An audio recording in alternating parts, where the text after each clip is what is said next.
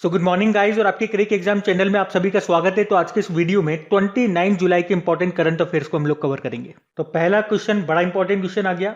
Bharat Russia संयुक्त सैन्य अभ्यास जो है जिसका नाम है इंदिरा 2021, इसका आयोजन कहां पे होगा? तो ये होगा वोल्गोग्राद रशिया में। इंदिरा एक्सरसाइज आप जानते हो भारत और रशिया के बीच में होती है ये। इस साल ये होगी अभी 1 अगस्त को शुरू, जो कि 13 अगस्त तक चलेगा। कहां पे होगा? रशिया के वोल्गोग्राद में होगा ये। याद रखना इस साल ये इसका 12वां एडिशन है। और इंदिरा एक्सरसाइज एक ट्राई सर्विस एक्सरसाइज है। ट्राई सर्विस मतलब क्या हो गया? इसमें दोनों देशों की तीनों सेनाएं पार्टिसिपेट करती है, थल सेना, जल सेना और वायु सेना। आपकी जानकारी के लिए बता दूं, पिछली बार ये एक्सरसाइज 2019 में हुई थी भारत में। अब एक्सरसाइज वाला क्वेश्चन है, कुछ इंपॉर्टेंट बता रहा हूं मैं आपको एक्सरसाइजेस, ध्यान रखना। खंजर एक्सरसाइज इसी साल हुई थी। किस किस के बीच में? भारत और किर्गिस्तान के बीच में हुई थी। कहां पे? बिश्केक में। संप्रीति नाम की एक्सरसाइज किसके साथ करते हैं? बांग्लादेश के साथ। सूर्य किरण नाम की एक्सरसाइज किसके साथ करते हैं? नेपाल के साथ। और मालदीव के साथ हम करते हैं एक्यूवेरिन नाम की एक्सरसाइज। और इस साल फ्रांस के साथ अभी हमने की थी एक्सरसाइज डेजर्ट नाइट। कहां पे? राजस्थान में। वैसे आप जानते हो फ्रांस के साथ 3 एक्सरसाइज हम करते हैं, वरुण, गरुड़ और शक्ति। लेकिन अगर मैं गरुड़ और शक्ति को साथ साथ बोलूंगा, गरुड़ शक्ति, तो ये हम करते हैं इंडोनेशिया के साथ में। और इसी से मिलती जुलती है मित्र शक्ति एक्सरसाइज जो हम करते हैं श्रीलंका के साथ में। वैसे श्रीलंका के साथ हम स्लाइनेक्स नाम की एक्सरसाइज भी करते हैं। लेकिन अगर आपसे पूछा जाए सिम्बेक्स नाम की एक्सरसाइज, वो हम सिंगापुर के साथ करते हैं। सिंगापुर के साथ वैसे हम बोल्ड कुरुक्षेत्र नाम की एक्सरसाइज भी करते हैं। और देखो शक्ति से आपको याद होगा ऑपरेशन शक्ति, ये दूसरा भारतीय परमाणु परीक्षण था जो कि पोखरण में हुआ था। कब? 1998 में। पहला कौन सा था? स्माइलिंग बुद्धा, 1974 में हुआ था। और यहां मित्र से आप याद रख सकते हो मैत्री। मैत्री नाम की एक्सरसाइज हम करते हैं थाईलैंड के साथ में। अच्छा, जापान के साथ करते हैं क्या कुछ? हाँ, धर्मा गार्जियन नाम की एक्सरसाइज और जिमेक्स नाम की एक्सरसाइज भी करते हैं। वैसे मालाबार नाम की एक्सरसाइज भी हम करते हैं जापान के साथ, लेकिन उसमें और भी देश होते हैं, जैसे कि भारत हो गया, जापान हो गया, यूएसए हो गया, और इस साल ऑस्ट्रेलिया भी इसमें शामिल हो गया। अच्छा बताओ, काजिंद नाम की एक्सरसाइज किसके साथ करते हैं? कजाकिस्तान के साथ में। और hand in hand exercise China के साथ में करते हैं। और यूएसए के साथ हम इस साल अभी देखो 2 एक्सरसाइज की हमने। एक तो वज्र प्रहार हिमाचल प्रदेश के बकलो में की थी, और युद्ध अभ्यास हमने राजस्थान में की थी। उसके अलावा टाइगर ट्रियम्फ भी हम यूएसए के साथ करते हैं, जो कि एक ट्राई सर्विस एक्सरसाइज है। और कोप इंडिया नाम की एक्सरसाइज भी हम यूएसए के साथ करते हैं। तो मैंने कोशिश की आपको जितनी भी इंपॉर्टेंट एक्सरसाइज है वो आपको बताऊं, तो ये ध्यान रखना आप। वैसे अगर डेली हमारा करंट अफेयर्स का लेक्चर आप पढ़ते होंगे तो जब भी एक्सरसाइज का क्वेश्चन आता है, ये सारी एक्सरसाइज में रिपीट करता हूं, तो बार बार सुनने से ही आपको ये याद हो जाएगी। अभी बढ़ते हैं। और हाँ गाइस, देखिए इंडिया के टॉप बैंक एडुकेटर्स एक बार फिर अनअकैडमी पर आपके लिए ला रहे हैं ढेर सारी फ्री क्लासेस। तो अनअकैडमी की हर क्लास कंडक्ट की जाती है आपके बैंक की हर परीक्षा की तैयारी को और भी ज्यादा मजबूत करने के लिए। और ये सारी फ्री क्लासेस आपको मिलेंगी अनअकैडमी पर, जहां पर आप अपने फेवरेट टीचर के साथ अपने घर से अपने पर्सनल शेड्यूल के हिसाब से पढ़ सकते हैं। और अनअकैडमी की हर क्लास आप लाइव नहीं तो बाद में रिकॉर्डेड सेशन के द्वारा भी अटेंड कर सकते हैं। और अगर आप चाहें तो क्लास को डाउनलोड करके ऑफलाइन भी देख सकते हैं। और आप लाइव क्लास में आस्क अ डाउट फीचर के द्वारा टीचर से अपने डाउट भी क्लियर करवा सकते हैं। और आप लाइव क्विजेज और टेस्ट सेशन भी अटेंड कर सकते हैं, जहां पर आपको अपनी लाइव रैंकिंग भी देखने को मिलेगी। और अनअकैडमी पर टोटल 12 भाषाओं में क्लासेस कंडक्ट होती है, तो आप अपनी फेवरेट भाषा में क्लास अटेंड कर सकते हैं। आप अपने टीचर के साथ इंटरेक्ट कर सकते हैं, लाइव पोल में पार्ट ले सकते हैं, और ये सभी फीचर आपको मिलेंगे एक ही प्लेटफॉर्म पर, एक ही सब्सक्रिप्शन के साथ। तो आज ही सब्सक्राइब करें अनअकैडमी पर और इन सभी बेनिफिट्स का लाभ उठाइए। और हाँ देखिए, अगर आप मेरा कोड जो कि है क्रिक एग्जाम 10 यूज करते हैं तो आपको एडिशनल 10% का इंस्टेंट डिस्काउंट भी मिलता है। तो आपको इन सभी क्लासेस के जो लिंक हैं वो नीचे डिस्क्रिप्शन में मिल जाएंगे, तो वहां जाकर के आप इन सबका बेनिफिट उठा सकते हैं। अभी हम बढ़ते हैं आगे। फिर अगला प्रश्न भी बड़ा महत्वपूर्ण है कि अभी हाल ही में कर्नाटक के नए मुख्यमंत्री किसे चुना गया? तो आंसर होगा बसवराज बोम्मई। बोम्मई नाम है इनका, बोम्मई नाम याद रखना भी आसान है। बोम्मई से बोलो आप बंबई। अब बंबई चला गया कर्नाटक में, तो ऐसे याद रह जाएगा आपको। अभी 2 दिन पहले हम लोगों ने पढ़ा था कर्नाटक के जो मुख्यमंत्री थे BS येदियुरप्पा, उन्होंने इस्तीफा दे दिया और अब नए मुख्यमंत्री बनाया गया है बसवराज एस बोम्मई को। ये अभी तक कर्नाटक में गृह मंत्री थे, अब ये मुख्यमंत्री होंगे। और कौन से नंबर के? 23वें नंबर के। अभी इनको शपथ दिलाई है कर्नाटक के गवर्नर ने, और गवर्नर भी तो अभी नए बने थे। क्या नाम है? थावरचंद गहलोत। तो इनका नाम याद रखना इस क्वेश्चन से आपको। कर्नाटक के नए मुख्यमंत्री कौन बन गए? बोम्मई, बसवराज बोम्मई। अब बॉम्बई कर्नाटक में चला गया, वो वहीं बस गया और राज करने लगा, बसवराज बोम्मई, है ना। बाकी MK स्टालिन तमिलनाडु के नए मुख्यमंत्री बने और N रंगास्वामी ये पुडुचेरी के नए मुख्यमंत्री बने थे। अच्छा बताओ, पुडुचेरी के लेफ्टिनेंट गवर्नर कौन है? पुडुचेरी के लेफ्टिनेंट गवर्नर का एडिशनल चार्ज है, याद रखना, तेलंगाना के गवर्नर तमिलिसाई सौंदरराजन के पास। पुष्कर सिंह धामी ये भी उत्तराखंड के नए मुख्यमंत्री बने थे। अब कर्नाटक के बारे में क्या बताऊं आपको, कल परसों ही हमने पढ़ा है। एक काम करता हूं, अभी 8 राज्यों के नए गवर्नर बने थे ना, उनको हम रिवाइज कर लेते हैं। एक तो कर्नाटक हो गया, थावरचंद गहलोत नए गवर्नर बन गए। मिजोरम के गवर्नर कौन बने? हरिबाबू कंभमपति। और मिजोरम के इससे पहले गवर्नर थे कौन? श्रीधरन पिल्लई, जो गोवा में चले गए, अब वो गोवा के बन गए। मध्य प्रदेश के कौन बन गए? मंगू भाई छगन भाई पटेल। हिमाचल प्रदेश के कौन बने? विजेंद्र विश्वनाथ अर्लेकर। जल्दी कर, अर्लेकर, ऐसे याद करा था। हिमाचल प्रदेश के पहले थे बंडारू दत्तात्रेय, वो चल गए हरियाणा में। हरियाणा के पहले थे सत्यदेव नारायण आर्य, वो चले गए त्रिपुरा में। त्रिपुरा के पहले थे रमेश बेस, वो चले गए झारखंड में। और हाँ, अगर आप में से इस वीडियो को कोई वेरी फर्स्ट टाइम देख रहा है तो आपको बता दूं, इन सभी नामों को याद करने का हमने एक ट्रिकी वीडियो बना दिया, इनका भी और अभी जो नए कैबिनेट मिनिस्टर्स बने हैं उनका भी। अगर आप इन नामों को याद करना चाहते हैं तो वो ट्रिकी वीडियो एक बार देख लेना। वीडियो देखने मात्र से आपको याद हो जाएंगे, आई गारंटीड, क्योंकि इसकी क्विज भी आपको लगाने को मिलेगी तो आपको पता लग जाएगा। अभी हम बढ़ते हैं आगे। अच्छा फिर बताइए, हाल ही में गुणवत्तापूर्ण पेयजल यानी कि हाई क्वालिटी ड्रिंकिंग वाटर उपलब्ध कराने वाला भारत का पहला शहर कौन सा बन गया है? तो आंसर होगा पुरी। पुरी है ये उड़ीसा का।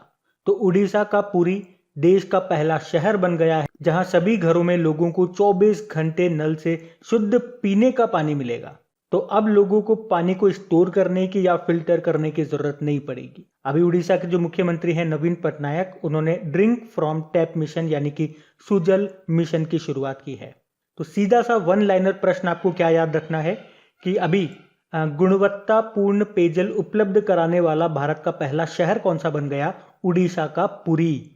अच्छा एक प्रश्न मैं आपसे पूछूं तो बताओ, हर घर जल वाला देश का पहला राज्य कौन सा बना था? तो आंसर होगा गोवा। अभी आपको याद होगा गोवा पहला रेबीज फ्री स्टेट भी बन गया है। वैसे केंद्र सरकार का लक्ष्य क्या है हर घर जल का? 2024 का है। चलो आप बताओ, अभी गोल्डन राइस को मंजूरी देने वाला पहला देश कौन सा बना था? फिलीपींस बना था। और अगर आपसे एग्जाम में पूछा जाए 100% LPG कनेक्शन वाला पहला राज्य कौन सा बना है? तो आंसर होगा हिमाचल प्रदेश। और 100% कोविड वैक्सीनेशन करने वाला देश का पहला राज्य या यूनियन टेरिटरी अभी कौन सा बना था? लद्दाख बना था। लेकिन अगर आपसे प्रश्न पूछा जाए ना कि 100% वैक्सीनेशन करने वाला पहला गांव कौन सा बना था, तो यह है वेयान गांव, जम्मू कश्मीर का। उसके अलावा कोरोना मुक्त होने वाला पहला यूनियन टेरिटरी कौन सा बना था? अंडमान निकोबार। अच्छा बताइए, अभी भारत के पहले क्रिप्टोगेमिक गार्डन का उद्घाटन कहां पे किया गया? तो आंसर होगा देहरादून में। और यहीं से आप याद रख सकते हो भारत का पहला कवक यानी कि लाइकिन पार्क कहां पे शुरू हुआ? उत्तराखंड के पिथौरागढ़ के मुनस्यारी में इसको स्थापित किया गया। अच्छा, देश का पहला मॉस्क गार्डन कहां पे खोला गया? उत्तराखंड के नैनीताल जिले में। और भारत का पहला पॉलिनेटर पार्क पूछेंगे तो वो भी उत्तराखंड में खुला है। तो ये सारे पॉइंट्स याद रखना। बढ़ते आगे। और हाँ गाइज, आपको बता दूं, कल रात में मैंने वीकली करंट अफेयर्स का जुलाई महीने के तीसरे वाले हफ्ते का पहला वाला पार्ट अपलोड कर दिया। अगर आपने वो नहीं देखा तो देख लीजिएगा। और आप लोगों के लिए जो स्पेशल टॉप 5 स्टैटिक जीके की सीरीज स्टार्ट की है, उसका अगला वाला पार्ट भी मैंने अपलोड कर दिया है, तो उसको भी सुन लेना। सबके लिंक आपको नीचे डिस्क्रिप्शन में मिल जाएंगे। और सबसे बड़ी बात, अगर सेशन अच्छे लग रहे हैं, मेरी मेहनत अच्छी लग रही है, जो भी मैं आप लोगों के लिए कर पा रहा हूँ छोटा थोड़ा बहुत कुछ, तो प्लीज अप्रिशिएट जरूर करना मेरे वर्क को, मेहनत को अप्रिशिएट जरूर करना, इसे लाइक करना और सपोर्ट जरूर करना। इन वीडियोस को रेस्पॉन्स नहीं मिल पा रहा है, जितनी मेहनत की जा रही है उसका 10% भी रेस्पॉन्स नहीं मिल पा रहा है। तो प्लीज आप लोगों से रिक्वेस्ट है, इसको शेयर जरूर करना। जो भी आपका स्टडी ग्रुप हो गया, दोस्त हो गए, बस आप कर देना, मेरे को बताने की जरूरत नहीं है। अभी हम बढ़ते हैं आगे। फिर बताइए अभी हाल ही में नाइजीरिया किस नाम से अपनी खुद की क्रिप्टो करेंसी लॉन्च करेगा? तो आंसर होगा ई नाइरा। तो नाइजीरिया अक्टूबर 2021 में अपनी खुद की क्रिप्टो करेंसी लॉन्च करने की योजना बना रहा है, जिसे ई नाइरा कहा जाएगा। अच्छा, अभी आपको याद होगा क्रिप्टो करेंसी से एक प्रश्न, चलो आप ही बताओ, अभी किस देश ने बिटकॉइन को, बिटकॉइन भी एक क्रिप्टो करेंसी है, तो बिटकॉइन को लीगल करेंसी घोषित कर दिया? तो याद रखना अल सल्वाडोर ने, और ऐसा करने वाला ये दुनिया का पहला देश बना था। चलो एक और प्रश्न का जवाब दो कि अभी किस देश ने क्रिप्टो करेंसी कारोबार के लिए दुनिया के सबसे बड़े एक्सचेंज प्लेटफॉर्म बिनांसे को प्रतिबंधित कर दिया था? तो आंसर होगा ब्रिटेन ने। क्रिप्टो करेंसी मतलब क्या हो गया? एक तरह से वर्चुअल करेंसी हो गई, जो आप इसे डिजिटल करेंसी भी बोल दीजिए, जो मतलब रियल में नहीं है, जो कंप्यूटर में चलती है, डिजिटल फॉर्म में आप इसको यूज करते हो। और बिटकॉइन जो है वो पहली क्रिप्टो करेंसी थी जो आई थी 2009 में, और उसकी खोज करता है जापान के सातोशी नाकामोतो। और अभी फेसबुक ने अपनी डिजिटल करेंसी का नाम लिब्रा से बदल के क्या कर दिया? डायम कर दिया। अब यहाँ पे बात हो रही है नाइजीरिया की। तो नाइजीरिया, ये रहा मैप में नाइजीरिया, वेस्ट अफ्रीकन कंट्री है ये, कैपिटल इसकी अबुजा है, करेंसी है नाइजीरिया नायरा, और इसने अपनी डिजिटल करेंसी का नाम भी क्या रखा है? ई नायरा। और यहाँ के प्रेसिडेंट कौन है? मुहम्मदू बुहारी। अच्छा, एक महिला का नाम आपको यहाँ से याद होगा, मैं बात कर रहा हूँ नगोजी ओंकोजो इवेला का। वो नाइजीरिया से ही तो है, अभी वर्ल्ड ट्रेड ऑर्गेनाइजेशन की पहली महिला डायरेक्टर जनरल ये बनी थी। मोस्ट इंपॉर्टेंट नाम है, इसको याद रखना। बढ़ते आगे। फिर बताइए अभी हाल ही में किस राज्य सरकार ने देवारण्य योजना को शुरू किया है? तो आंसर होगा मध्य प्रदेश ने। तो अभी मध्य प्रदेश की सरकार ने आयुर्वेद को बढ़ावा देने और इसे रोजगार से जोड़ने के लिए ये देवारण्य योजना शुरू की है। तो इससे क्या होगा? आदिवासी क्षेत्र में रहने वाले लोगों को रोजगार मिलेगा। अच्छा, इसी तरह से आपको याद होगा राजस्थान ने अभी राज्य में आयुर्वेदिक और औषधीय जड़ी बूटियों के उपयोग को बढ़ावा देने के लिए घर घर औषधि नाम से एक योजना बनाई थी। अच्छा, अगर मैं आपसे पूछूं, बताओ चौथा ग्लोबल आयुर्वेद फेस्टिवल, इसका आयोजन कहां पे किया गया था? याद रखना केरल में। और हमारे आयुष मंत्री कौन है? नए बने हैं ये हैं सर्बानंदा सोनोवाल। और इनके पास एक और मंत्रालय है। कौन सा मंत्रालय? चलो ये प्रश्न आप ही के लिए बनेगा, कौन सा मंत्रालय इनके पास, बताइए। बाकी अगर मैं आपसे पूछूं कि आयुष घर द्वार योजना को किसने शुरू किया था, तो याद रखना हिमाचल प्रदेश ने। वैद्य आपके द्वार योजना को किसने शुरू किया था? मध्य प्रदेश ने ही।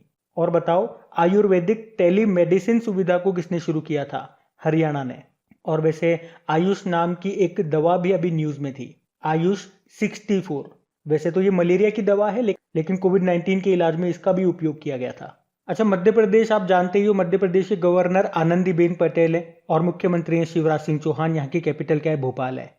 सबसे इंपॉर्टेंट पॉइंट तो आप ये याद रखो, अगर पूछा जाए कि किस भारतीय शहर को अभी यूनेस्को के द्वारा अपनी ऐतिहासिक शहरी लैंडस्केप परियोजना के तहत चुना गया, तो मध्य प्रदेश के ग्वालियर और ओरछा को। ये मोस्ट इंपॉर्टेंट प्रश्न है, इसको याद रखना। बढ़ते आगे। फिर बताइए अभी हाल ही में ओवर इट नाम की बुक को किसने लिखा है? तो आंसर होगा लोलो जोन्स ने। लोलो जोन्स ये एक एथलीट है, ये अमेरिका से है। इन्होंने 2008 में जो वर्ल्ड एथलेटिक्स फाइनल हुए थे उसमें गोल्ड मेडल जीता था। अच्छा, वैसे कौन सा स्पोर्ट खेलती हैं ये? ट्रैक एंड फील्ड, जिसे आप हिंदी में बाधा दौड़ कहते हो ना, हर्डल रेस, उसी तरह की है ये। तो ओवर इट नाम की बुक को लिखा है लोलो जोन्स ने, याद रखना। कौशिक बसु की बात करेंगे, अभी पॉलिसी मेकर्स जनरल फ्रॉम नई दिल्ली टू वॉशिंगटन डीसी नाम की बुक लिखा। इन्हें तो अभी एक अवार्ड भी मिला था, कौन सा? Humboldt research award. बाकी जेके रॉलिंग ने अभी बुक लिखी थी द क्रिसमस पिग नाम से। रस्किन बॉन्ड ने it is a wonderful life नाम की बुक को लिखा। और जब भी बुक का क्वेश्चन आता है, 2-3 क्वेश्चन मैं आपको हमेशा बताता हूं, जैसे कि शरण कुमार लिम्बाले का नाम, 30वां सरस्वती पुरस्कार जीता इन्होंने अपने मराठी उपन्यास सनतन के लिए। एक शरद पगारे का नाम याद रखो, 30वां व्यास सम्मान जीता इन्होंने अपने उपन्यास पाटलिपुत्र की सम्राज्ञी के लिए। और मोहन कृष्ण बोहरा का नाम याद रखो, 30वां बिहारी पुरस्कार जीता इन्होंने अपने उपन्यास तस्लीमा संघर्ष और साहित्य के लिए। अच्छा, मैं अगर पूछूं इंटरनेशनल बुकर प्राइज 2021 किसने जीता? डेविड डायोप ने। ये फ्रांस के रहने वाले हैं और इनके नोवेल का नाम है at night all blood is black. तो ये नाम इंपॉर्टेंट रहेगा, इसको याद रखना। बढ़ते आगे। फिर बताइए अभी हाल ही में विश्व प्रकृति संरक्षण दिवस कब मनाया गया? तो आंसर होगा 28 जुलाई को। तो हर साल 28 जुलाई को ये वर्ल्ड नेचर कंजर्वेशन डे के रूप में मनाया जाता है। मनाने का उद्देश्य क्या है? प्रकृति की रक्षा के बारे में जागरूकता बढ़ाना। अच्छा, ये तो हो गया वर्ल्ड नेचर कंजर्वेशन डे। अगर पूछा जाए ये विश्व पर्यावरण दिवस, वर्ल्ड एनवायरनमेंट डे कब मनाते हैं? 5 जून को मनाते हैं। और वर्ल्ड वाइल्ड लाइफ डे, विश्व वन्यजीव दिवस कब मनाते हैं? तो याद रखना 3 मार्च को मनाते हैं। बढ़ते आगे। अच्छा बताइए, अभी हाल ही में किस राज्य ने कॉलेजों में आपदा प्रबंधन को अनिवार्य विषय के रूप में पढ़ाए जाने की घोषणा की है? तो आंसर होगा उड़ीसा ने। तो अब उड़ीसा के कॉलेजों में फर्स्ट ईयर में आपदा प्रबंधन यानी कि डिजास्टर मैनेजमेंट को अनिवार्य विषय के रूप में पढ़ाया जाएगा। और ऐसा करने का उद्देश्य क्या है? राज्य में हर किसी को आपदाओं से उत्पन्न चुनौतियों का सामना करने के लिए अच्छी तरह से तैयार रहना चाहिए। और ऐसा करने का उद्देश्य क्या है कि राज्य में हर किसी को आपदाओं से उत्पन्न चुनौतियों का सामना करने के लिए अच्छी तरह से तैयार होना आना चाहिए। उड़ीसा में इस साल एक चक्रवात आया था जो कि बंगाल की खाड़ी से उठा था, उसका नाम था यास। चलो बताओ, यास जो ये है नाम किसने दिया था? ओमान ने। और 2021 का पहला चक्रवात आया था अरब सागर में, उसका नाम था तौकाते। वो नाम किसने दिया था? म्यांमार ने। अच्छा, इसी तरह से एक क्वेश्चन हम लोगों ने पढ़ा था कुछ दिन पहले कि सीबीएसई ने कक्षा 6 से लेकर 8वीं तक के सिलेबस में कोडिंग और डेटा साइंस को जोड़ा था और उसके लिए उसने माइक्रोसॉफ्ट के साथ समझौता किया था। और यहाँ पे जोड़ा है आपदा प्रबंधन को। किसने? उड़ीसा ने। तो ये रहा मैप में उड़ीसा। देखो, उड़ीसा की कैपिटल क्या है? भुवनेश्वर है। और भुवनेश्वर से आपको याद होगा भारत की पहली चेस अकेडमी ये भुवनेश्वर में खोली जाएगी। भारत के पहले विश्व कौशल केंद्र वर्ल्ड स्किल्स सेंटर का उद्घाटन किया गया भुवनेश्वर में ही। कोविड योद्धा स्मारक बनाए जाएंगे भुवनेश्वर में। एम्स भुवनेश्वर ने लगातार तीसरी बार अभी कायाकल्प पुरस्कार जीता था। और देश का पहला फायर पार्क बनेगा भुवनेश्वर में ही। यहाँ के मुख्यमंत्री है नवीन पटनायक, गवर्नर है कौन? गणेशी लाल। और यहाँ के चीफ जस्टिस बने थे एस मुरलीधर। अभी यहीं पे ही मुख्यमंत्री कर्म तत्पर अभियान भी शुरू किया गया था। उसके अलावा गोप बंधु संपदिका स्वास्थ्य बीमा योजना यहाँ पे शुरू हुई थी। और आप जानते हो 2023 के जो हॉकी वर्ल्ड कप होंगे उड़ीसा में होंगे, उड़ीसा के भुवनेश्वर और राउरकेला में। और आपको याद है भारत का सबसे बड़ा हॉकी स्टेडियम बन रहा है राउरकेला में, जिसका नाम बिरसा मुंडा के नाम पे रखा गया है। और देखो, ये प्रश्न एग्जाम में पूछा जा चुका है कि ब्लैक पैगोडा टेम्पल किसे कहते हैं? कोणार्क सन टेम्पल को कहते हैं। आपके पास 10 रुपए का नोट होगा, उस पर देखना इसका चित्र अंकित है। Longest dam of India Hirakud dam है, उड़ीसा में मिलेगा। किस नदी पे? महानदी पे। बाराबती स्टेडियम पूछा गया एक बार एग्जाम में, कहां पर है? कटक उड़ीसा में है। और आप लोग ये देख रहे हो, ये भारत की सबसे बड़ी और दुनिया की दूसरी सबसे बड़ी खारे पानी की तटीय झील है। इसको क्या कहते हैं? चिल्का लेक। और चिल्का लेक से आपको बता दूं भारत की पहली रामसर साइट यही है। 1981 में दर्जा मिला था। वैसे भारत में अभी टोटल कितनी रामसर साइट हैं? 42 हैं। 42 नंबर की कौन सी थी? लद्दाख की तसोकर झील। और देखो, चिल्का लेक में आपको एक अभ्यारण्य भी मिलेगा। कौन सा? नलबाना पक्षी अभ्यारण्य। और यहाँ पे कौन सी डॉल्फिन है? इरावदी डॉल्फिन मिलती है यहाँ पे। यहाँ पे आपको सतकुशिया टाइगर रिजर्व मिल जाएगा, सिमलीपाल टाइगर रिजर्व मिल जाएगा, एक भितरकनिका नेशनल पार्क भी आपको यहाँ मिलेगा। तो ये याद रखना। बढ़ते आगे। फिर बताइए, अभी हाल ही में रशिया ने किस नाम से इंटरनेशनल स्पेस स्टेशन के लिए एक लैब मॉड्यूल को लॉन्च किया है? तो आंसर होगा नौका।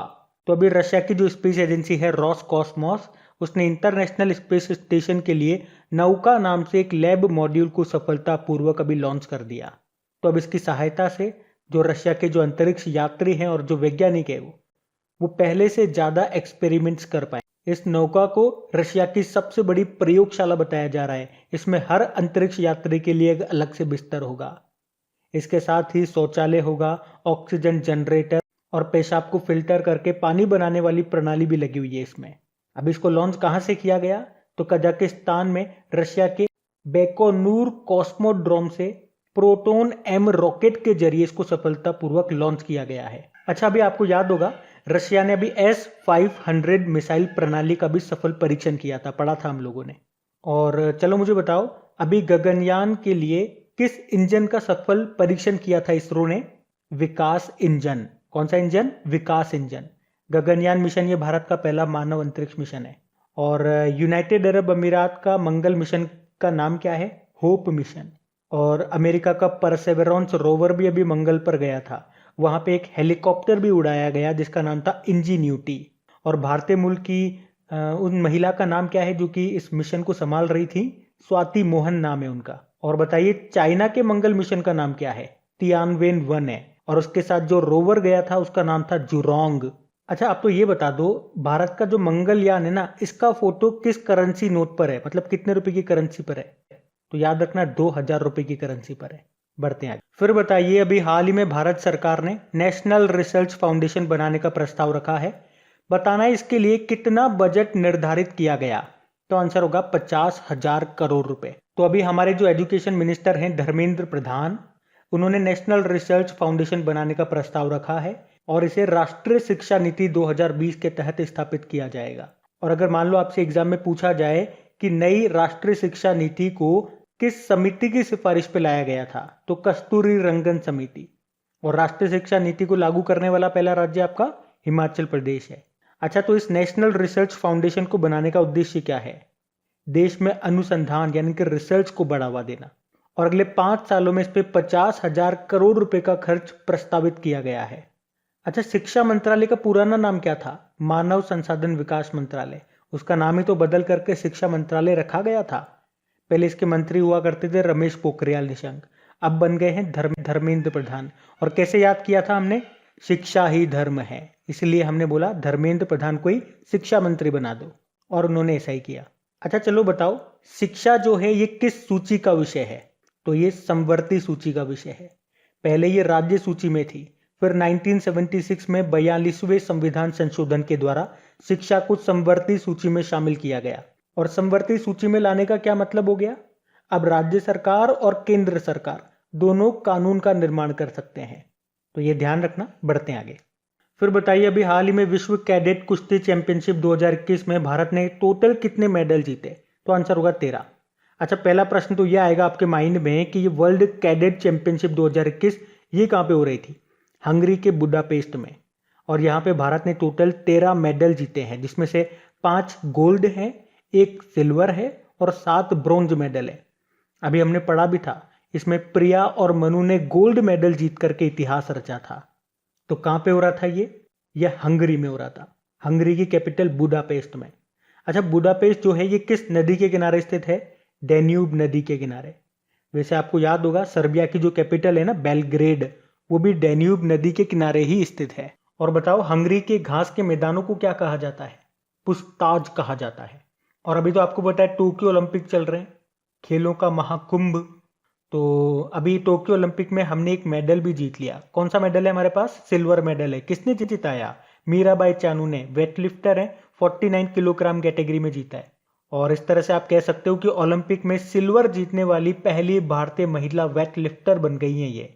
और आपसे अगर प्रश्न पूछा जाए ना कि ओलंपिक में पदक जीतने वाली पहली भारतीय महिला वेटलिफ्टर कौन थी, तो आंसर होगा कर्णम मल्लेश्वरी। ब्रोंज मेडल जीता था उन्होंने सिडनी ओलंपिक्स में सन 2000 में। और अगर प्रश्न आपसे पूछा जाए कि टोक्यो ओलंपिक में पहला गोल्ड किसने जीता था, ये बताओ, तो चाइना की यांग कियान ने, महिलाओं की 10 मीटर एयर राइफल में।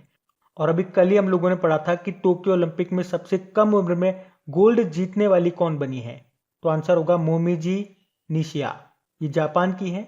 स्केट बोर्डिंग में इन्होंने गोल्ड जीता है, 13 साल 330 दिन की है ये। तो ये जो स्केट बोर्डिंग है ये पहली बार इसको शामिल किया गया है, तो ये भी आप ध्यान रखना। बढ़ते आगे। फिर बताइए, अभी हाल ही में IMF इंटरनेशनल मॉनिटरी फंड ने वित्त वर्ष 2021-22 के लिए भारत की GDP ग्रोथ रेट कितना रहने का अनुमान लगाया, तो आंसर होगा 9.5%। जबकि अगले वित्त वर्ष यानी कि 2022-23 के लिए 8.5% रहने का अनुमान लगाया। अच्छा, यहाँ से ये टर्म इंपॉर्टेंट है, IMF। इसका हेडक्वार्टर मिलेगा आपको वॉशिंगटन DC में। इसकी मैनेजिंग डायरेक्टर है क्रिस्टालिना जॉर्जीवा और इसके चीफ इकोनॉमिस्ट कौन है? गीता गोपीनाथ। तो बात करेंगे कल के वीडियो में पूछे गए प्रश्न के उत्तर की। तो कल के वीडियो में आपसे पूछा गया था कि किस राज्य के काकतीय रुद्रेश्वर मंदिर को भारत की 39वीं यूनेस्को विश्व धरोहर सूची में शामिल किया गया, तो आंसर होगा तेलंगाना। आप सभी ने प्रश्न का बिल्कुल सही उत्तर दिया है। और गाइस देखो, वीकली करंट अफेयर्स में अभी जुलाई का 3rd वीक का पहला वाला पार्ट मैंने रात को अपलोड कर दिया, तो अगर नहीं देखा तो देख लीजिएगा और किसकी क्विज भी सॉल्व कर लीजिएगा। क्विज तो रात को टाइम नहीं मिल पाया इसलिए अपलोड नहीं हो पाई, लेकिन सुबह हो जाएगी। और टॉप 5 स्टैटिक जीके का अगला वाला पार्ट भी अपलोड हो चुका है, तो वो भी आप सुन लीजिएगा। लिंक आपको सबके डिस्क्रिप्शन में मिल जाएंगे, या फिर आप खबरी पे जाकर के क्रैक एग्जाम नाम से जो प्रोफाइल है उस पर फॉलो कर लीजिए और बेल आइकन को क्लिक कर लीजिए ताकि आपको नोटिफिकेशन मिल जाया करे। और अगर अभी तक आपने इस वीडियो को लाइक नहीं किया तो लाइक जरूर करना और दोस्तों के साथ में शेयर करना मत भूला करो, शेयर करना भूल जाते हो। Thank you guys.